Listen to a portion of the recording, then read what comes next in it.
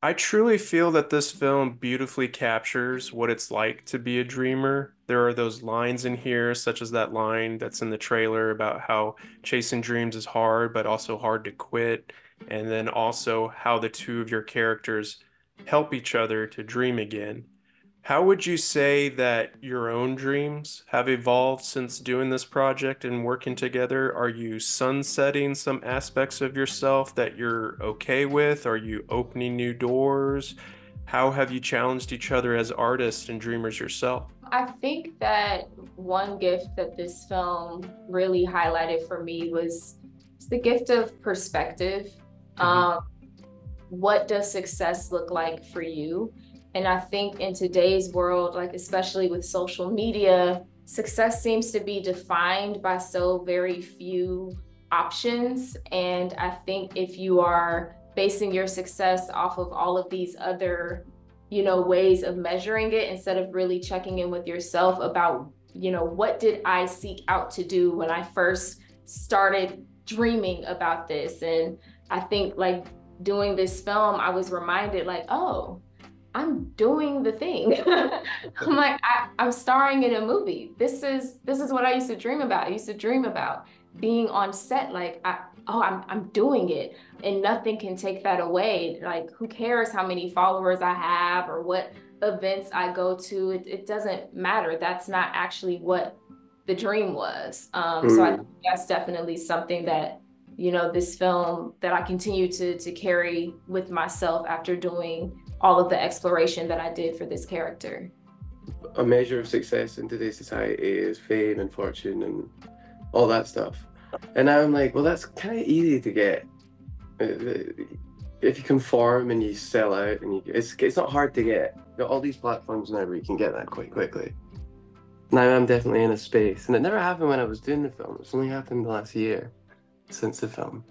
I'm just reevaluating like what my value system is and like what life do I want to live, you know, and it's hard because it's not as black and white. Like I'm not standing for some moral high ground being like, oh, I Yeah. want to be like an actor.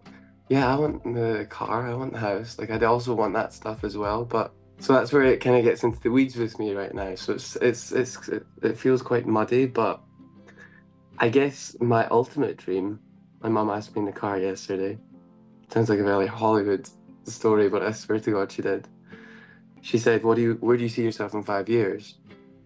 And I didn't see myself anywhere in 5 years. The only thing that I want in 5 years is to be closer to who I authentically am and to be okay with that. Yeah, that's good. I think what makes the pursuit of dreams so sincere in this is how your director, Nicole, finds the moments in between the notes. Like in this quest for truth, your characters get time to think, reflect, and sometimes Mm, be in the same space together and just exist. Like, how mm. creatively freeing is that for you as a performer to allow stillness to drive in between the songs you sing, and how Nicole allows these fragments of your experience together to artfully show your character's relationship?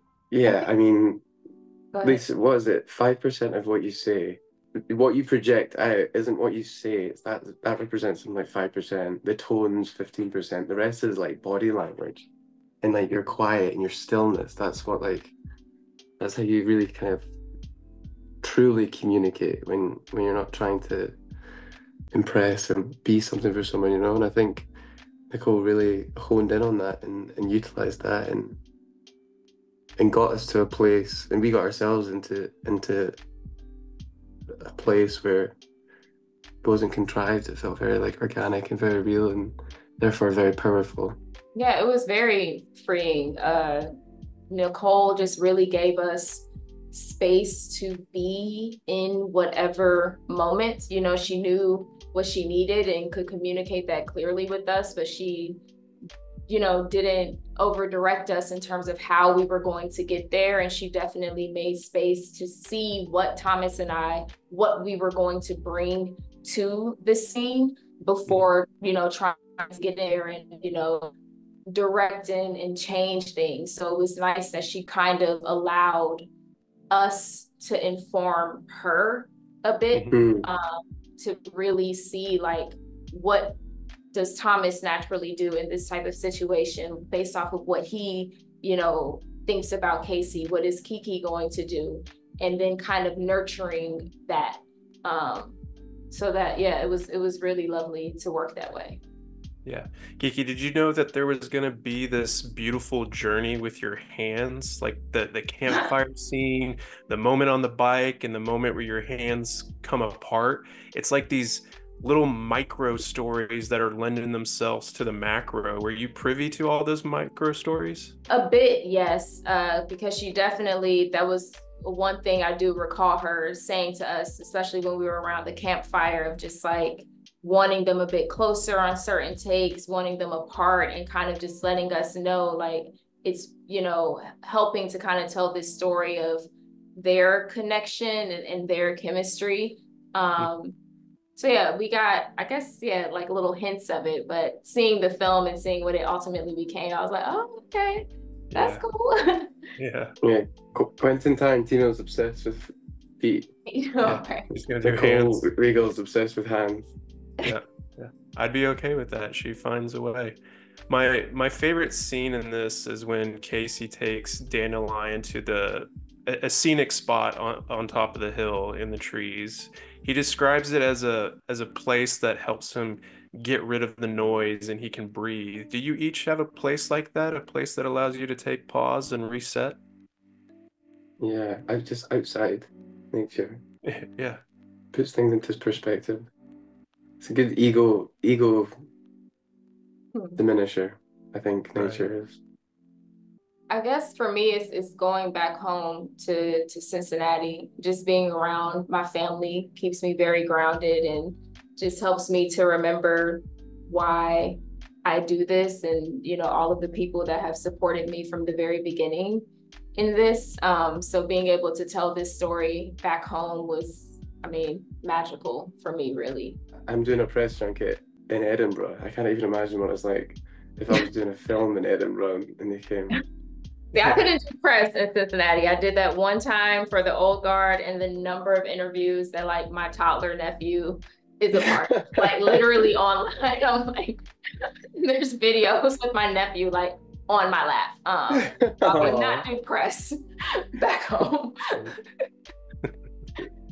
Yeah. Thomas, I have to ask about this moment in the film. It's the last song you perform in the film, and it's something anyone could feel that moment in their soul because you're putting so much of your soul into it. Like your neck veins are popping out.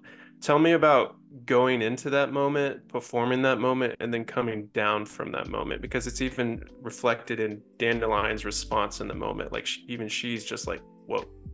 I have to personalize everything. Right off the bat, I saw a lot of I could have felt Casey, a lot of similarities, and can understood him and saw myself in him. So that from the get-go was amazing. So I was able to personalize a lot of Casey's emotions into my own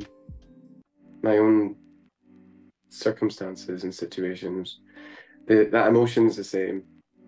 So it's just I mean I guess a case of putting it into something else and yeah, Mhm. getting into that space is it's weird. It's a weird job, man. It's weird. You get into this space and it's dark and it's sore, but it feels cathartic. So it feels nice, and afterwards you feel a relief, but also a sad. Like it's bizarre, Yeah. really, really strange. But I guess I just feel really blessed to be able to have a space and a cast and a director where I can be vulnerable and have that emotion. Yeah, yeah. I know we're out of time, but I wanted to real quickly ask because this is an exploration of an artist during their humble beginnings and their pursuit of their dream.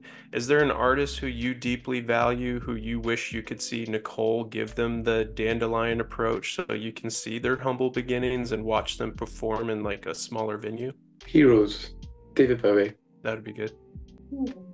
That's the person that popped in my head was Prince. Like, yes, Yeah. we got Purple Mm, Rain, Mm. okay, but like really like getting, yeah, that's an artist I would love to just see more of that. Yeah.